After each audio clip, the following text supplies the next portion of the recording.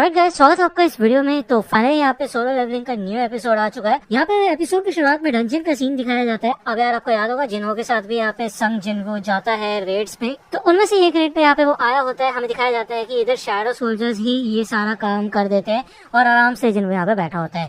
जिन्हो लेकिन इनको देख के काफी ज्यादा शौक हो जाता है। तो जिन्हो कहता है हाँ मैंने तुम्हें इन्हें तो दिखाया नहीं था, ये मेरा एक स्किल है, बट इसको एक्सप्लेन करना थोड़ा मुश्किल है। तो यार ये सारे के सारे मॉन्स्टर्स को ये लोग हरा देते हैं, जिसके बाद ये लोग यहाँ पे जो जेम्स है उसको कलेक्ट करना शुरू कर देते हैं। तो जिन्होंने नीचे बैठ जाता है वो कहता है कि अब प्लीज मेरे को मैजिक जेम्स तो कलेक्ट करने दो। तभी यहाँ पे एक सोल्जर आता है और कुछ जेम्स ला के दे देता है जिन्हो को। तो जिन्हो कहता है कि थैंक यू सो मच। दूसरा यहाँ पे हमें एक बोट का सीन दिखाया जाता है जिसके पूरे चिथड़े उड़ चुके होते हैं। अब इस बोट पे सारे के सारे सिपाही मर चुके होते हैं सिवाय एक के, जो कि काफी ज्यादा डरा हुआ होता है। अब ये इंग्लिश बोल रहा होता है और सामने से एक बड़ा सा भारी सा बंदा आता है। ठीक है, तो यार इसको देख के उसे लग रहा होता है कि ये कोई मैजिक बीस्ट है, लेकिन ये बंदा बताता है कि नहीं ये कोई मैजिक बीस्ट नहीं है बल्कि एक इंसान है। तो यार जिन्हो और जिन्हो का ये जो रेड मिशन होता है काफी अच्छा खासा जाता है। तो ये लोग आते हैं यहाँ पे पार्टी वार्टी करते हैं, भाई खाते पीते। ठीक है, इनके 19 क्वेस्ट मिशन कंप्लीट हो चुके होते हैं और ये काफी ज्यादा खुश होते हैं। तो आपको पता है यहाँ पे जिन्हो को अपना खुद का गिल्ड बनाने के लिए इन क्वेस्ट मिशन को पूरा करना था, जिस वजह से जिन्हो उसकी मदद कर रहा था। ठीक है ना, तो यार यही मेन एम होता है अब उसको कि वो लाइसेंस लेगा जल्दी से जल्दी। और वो पूछता है कि जिन्हो का क्या सीन है। तो जिन्हो बताता है कि अब मेरे को तुम कुछ समय तक कांटेक्ट नहीं कर पाओगे क्योंकि मैं कहीं जा रहा हूँ। तो यार यहाँ पे जिन्हो को तो पूरी चढ़ गई होती है और वो कहता है कि अगर आपको मेरे से इतनी चिढ़ मचती है तो आप मेरे को मुंह पे बोल सकते हो, ठीक है ना, मैं आपको फिर से परेशान नहीं करूंगा। वो बताता है कि यार उसका भाई उससे 10 साल बड़ा है और वो उसको बिल्कुल भी पसंद नहीं करता। इन दोनों ने आज तक कभी भी बैठ के साथ में बातचीत भी नहीं की है। ठीक है, तो वो ये कहते हैं कि काश आप मेरे भाई होते संग जिन्हो। तो जिन्हो यहाँ पे ड्रिंक करता है और कहता है कि ठीक है फिर आज से तुम मेरे छोटे भाई हो। ओके, ये सुन के यहाँ पे जिन्हो काफी ज्यादा खुश हो जाता है। वो कहता है अच्छा ठीक है फिर ये मीट खाइए और खाइए। दूसरा यहाँ पे हमें इस आदमी का सीन दिखाया जाता है। ठीक है, अब इसको कैद करके बंद कर दिया होता है जेल के अंदर।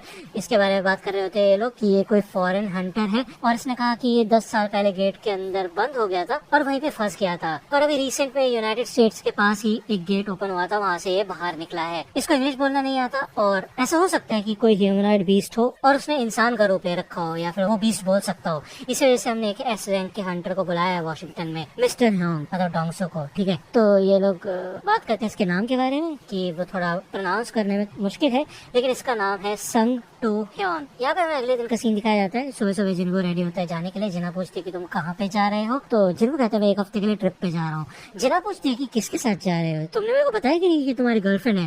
तो जिन्हो कहता है कि मैं अपने दोस्त के साथ जा रहा हूँ और ये बोल के वो यहाँ से निकल जाता है। अब वो यहाँ पे आया होता है डीमन कासल के अंदर। आपको याद होगा कि वो सरबरस से लड़ा था, उस समय उसका लेवल 20 था और अभी उसका लेवल ऑलमोस्ट ट्रिपल हो चुका है। तो अब देखते हैं वो आसानी से शायद हरा सकता है यहाँ पे बॉस को। जैसे वो यहाँ पे अंदर आता है उसे एक नोटिफिकेशन आता है क्वेस्ट का कि उसको 10,000 डीमन की सोल्स को इकट्ठा करना होगा।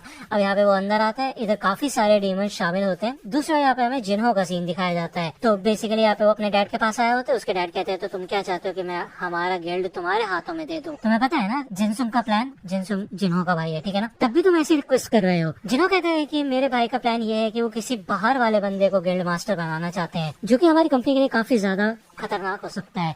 तो उसके डैड कहते हैं कि ये हंटर संग जिन्हो है कि नहीं, वही जो डबल डंजन इंसिडेंट पे था, वही जो कि शामिल था जब होंग डोंगसुक की टीम को खत्म किया गया था। इसके अलावा सुपरविजन डिपार्टमेंट के जो प्रिजनर्स थे उनकी मौत हुई थी, तब भी वो वहीं पे था और वो तीनों इंसिडेंट से बिल्कुल बिना खरोच के बाहर निकल गया। उसने तुम्हारे साथ हर रेड मिशन में पार्टिसिपेट किया था। इसके अलावा जो अभी हाल ही में रेड गेट वाला इंसिडेंट हुआ था व्हाइट टाइगर गिल्ड का, उसमें से भी वो कुछ सर्वाइवर्स को बचा के लेके आया। तो तुमने उसकी मदद से गिल्ड मास्टर का लाइसेंस हासिल किया है कि नहीं, और तुम चाहते हो कि मैं तुम्हें ये गिल्ड सौंप दूं। इसके बावजूद यहाँ पे जिन्हो ये कहते हैं कि मैं आपसे फिर से ये रिक्वेस्ट करता हूँ कि प्लीज यूजिन वाला गिल्ड मेरे को दे दीजिए। तो उसके डैड कहते हैं ठीक है फिर मैं चाहता हूँ कि तुम एक ट्राई करो, लेकिन मेरी एक कंडीशन है, तुम्हें संग जिन्हो को हमारे गिल्ड के अंदर लेके आना होगा। मैंने सुना है कि व्हाइट टाइगर गिल्ड उसको अपने गिल्ड में शामिल करना चाहते हैं, तो ठीक है उससे पहले तुम्हें उसे हमारे गिल्ड में ज्वाइन कराना होगा। क्या तुम ऐसा कर सकते हो? तो जिन्हो कहता है हाँ जरूर। दूसरा यहाँ पे हमें डीमन कासल का सीन दिखाया जाता है। अब इधर काफी सारे डीमंस को मार दिया होता है जिन्हो ने और वो एक चीज नोटिस करता है कि वो इन लोगों की सोल को एक्सट्रैक्ट नहीं कर सकता। ठीक है, यहाँ पे उसे एक गेट पास मिलता है, एक एंट्री परमिट मिलता है सेकंड फ्लोर पे जाने का। तो यार ये जो गेट होता है थोड़ा दूर होता है, जिस वजह से यहाँ पे वो आइस बेयर वाले बॉस को बाहर निकालते हैं और वो उसके ऊपर बैठ जाता है। यहाँ पे कुछ डीमंस आगे आ जाते हैं, लेकिन भाई ये आइस बेयर होता है, काफी खतरनाक होता है, इनको उड़ाता हुआ जाता है। इस एबिलिटी को देख के यहाँ पे जिन्हो इसका नाम टैंक रख देता है। दूसरा यहाँ पे हमें चाहेई का सीन दिखाया जाता है जो कि स्विमिंग करके बाहर निकली होती है स्विमिंग पूल से।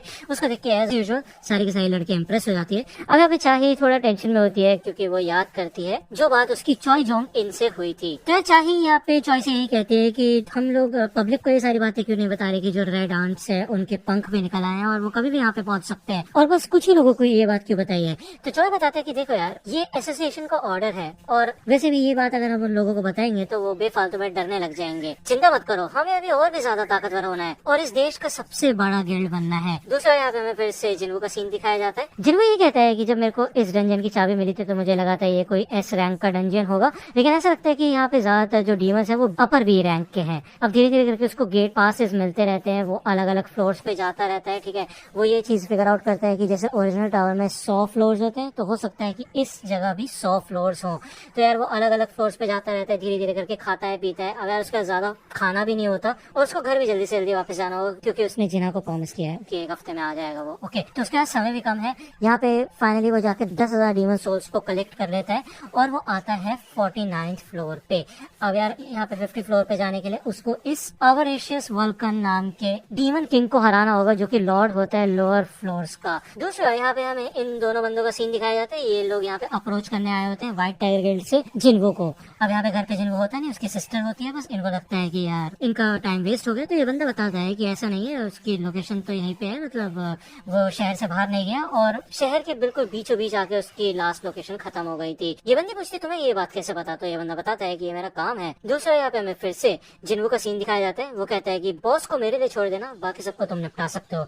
यहाँ पे पूरी शैडो आर्मी आगे बढ़ती है इन डीमन से लड़ने के लिए और इग्रेस अपना कमाल दिखाना शुरू कर देता है। अब यार वो बताता है कि उसके नंबर ऑफ सोल्जर्स और उनकी इंटेलिजेंस बढ़ चुकी है और साथ में मैजिक पावर भी बढ़ चुकी है। अब वो सोचता है कि यार ये बड़ा बॉस यहाँ पे बैठा रहेगा, कब तक हिल क्यों नहीं रहा है। तभी पलक झपकते वो गायब हो जाता है और भाई इन लोगों के ऊपर आ जाता है। यहाँ पे इग्रेस भी शॉक हो जाता है इसे देख के और वो उनके ऊपर अटैक करता है। अब यहाँ पे जिन्वू भी तैयार हो जाता है लड़ने के लिए। वो कहता है तुमने क्या किया उनके साथ। यहाँ पे वो एक ही पंच मारता है और जिससे कि ये किंग उड़ता हुआ जाता है और भाई यहाँ पे वो उठते साथ ही चिल्लाने लग जाता है। जिन्वू समझ जाता है कि ये सेर्बरस का स्किल है चिल्लाने वाला। वो यहाँ पे काफी तेज आता है भागता हुआ और भाई इस बंदे की स्पीड काफी खतरनाक होती है।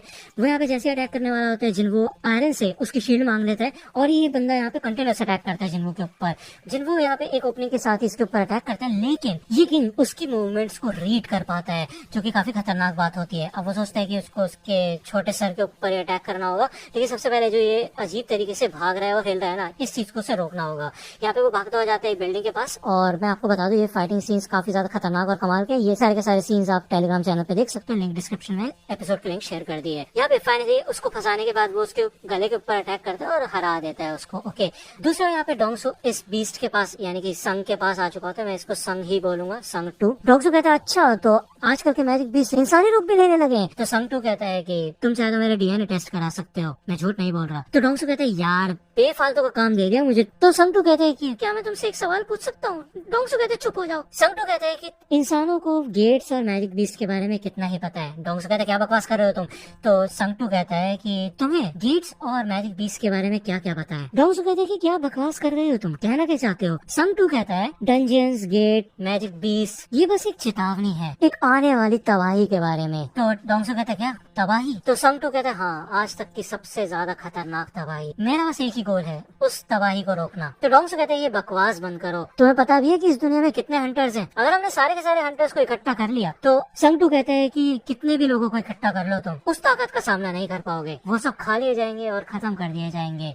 हाँ वैसे तुम्हारे अंदर भी थोड़ी बहुत ताकत है। तो डोंगसू ये सुन के चढ़ जाता है। वो कहता है कि वैसे देखा जाए तो तुम जैसे मैजिक बीस्ट का भी एक इंसानी नाम है, यहाँ तक कि तुम्हारे बीवी और बच्चे भी हैं। मेरे को बताओगे तुम्हारे बच्चे का नाम क्या है, क्या तुम्हें याद है अपने बच्चे का नाम। तो भाई यहाँ पे संग 2 बताता है कि उसके बेटे का नाम जिन्वू है, मतलब ये जिन्वू का पापा है भाई। संग 2 कहता है कि तुम्हारे अंदर इतना मर्डरस इंटेंट क्यों है। डोंगसू कहता है कि मैं तुम्हारे किसी भी सवाल का जवाब नहीं देने वाला। तो संग 2 कहता है बताओ मुझे। तो डोंगसू कहता है देखो मैं तुम्हें एक ही चीज बता सकता हूँ कि तुम्हारा बेटा मारा जा चुका है और अगर तुम्हारे कुछ आखिरी शब्द है तो तुम उसे नर्क में जाके मिल सकते हो, ठीक है, उसे खुद ही बता देना। तो यार यहाँ पे इन दोनों का ऑर्डर रिलीज होने लग जाता है। दूसरी ओर हमें दिखाया जाता है फिर से जिन्वू का सीन। उसकी आर्मी यहाँ पे आगे बढ़ रही होती है। तो बेसिकली यहाँ पे उसने वो 50 फ्लोर वाले बंदे को तो हरा ही दिया था, अब वो आगे आ चुका होता है। इधर एक स्केलेटल किंग होता है, उसको भी वो हरा देता है, उसका लेवल हो जाता है। दूसरी ओर यहाँ पे हमें दिखाया जाता है एक तबाही का सीन जहाँ पे एक बिल्डिंग डिस्ट्रॉय हो चुकी होती है। यहाँ पे कुछ फायर फाइटर्स होते हैं, कुछ ऑफिशियल्स होते हैं। वो कहते हैं मैंने सुना है जब भी एस रैंक के हंटर्स लड़ते हैं तो उसकी ताकत से पूरे आसपास के एरिया में तबाही मच जाती है। अच्छा वो हम लकी थे जो कि हम उस बिल्डिंग में शामिल नहीं थे, मतलब पलक झपकते ही लड़ाई शुरू होते साथ ही खत्म हो गई। भाई डोंगसो हार गया। अबे भाई और संगटू किधर गया? दूसरी ओर यहाँ पे हमें जिन्हों का सीन दिखाया जाता है, उसका खाना पूरी तरह से खत्म हो चुका होता है और वो यहाँ पे 75th फ्लोर पे आ चुका होता है। 25 फ्लोर्स और बचे हुए हैं, उसको और भी ज्यादा आगे जाना है, मतलब उसके पास इतना समय नहीं है। वो बताता है उसको ये इयरिंग मिला था बिग बॉस से जो कि 50th फ्लोर पे था, ये नेकलेस उसे मिला था उस स्केलेटन से जो अभी अभी मरा है। इन दोनों ही आइटम्स के काफी अच्छे खासे इफेक्ट्स हैं। अब जो डिस्प्ले पे दिखा रहा है उसके हिसाब से ऐसा लगता है कि एक और बॉस बचा है जो कि लेवल 2 का है। इसके अलावा यहाँ पे एवरेशियस ग्लास है जो कि काफी कमाल का है, लेकिन जिनको के किसी काम का नहीं है तो वो किसी और को दे देगा। अगर मैजिक सोल्जर्स के पास ये होगा तो उनकी ताकत काफी ज्यादा बढ़ जाएगी। उसके अलावा यहाँ पे ये कर्स रैंडम लूट बॉक्स है जो कि उसने क्वेस्ट रिवॉर्ड्स में चूज किया था, लेकिन अब वो उसको हासिल नहीं कर सकता तो उसे थोड़ा पछतावा हो रहा है। इसके अलावा उसे यहाँ पे एक की मिली होती है जिसकी कोई भी इन्फॉर्मेशन उसे दिखाई नहीं जाती। अब वर्ड री फ्रेगमेंट के लिए उसको यहाँ पे पहला और दूसरा इंग्रेडिएंट मिल चुका होता है जो कि जरूरी है एलिक्सिर ऑफ लाइफ बनाने के लिए। 2 चीजें मिल चुकी है, एक बचा हुआ है जिसके बाद वो अपनी मॉम को बचा सकता है, लेकिन अभी के लिए उसको वापस जाना होगा। अगली बार जब वो आएगा तो वो जरूर उसको हासिल करके जाएगा। ये एपिसोड यहीं पे खत्म होता है, तो उसके लिए लाइक तो कर ही देना, सब्सक्राइब कर लो। चैनल पे नए हो तो मैं जल्दी से जल्दी और भी एनिमे कवर करना शुरू करूंगा। हो सकता है कि मैं साकामोटो डेज भी कवर करना शुरू कर दूं, ठीक है? तो जैसे भी रहेगा, ठीक है, कमेंट सेक्शन में बता देना अगर वीडियो चाहिए होगी उस एनिमे के ऊपर। तो मिलता हूँ आपसे अगली वीडियो में, तब तक के लिए गुड बाय।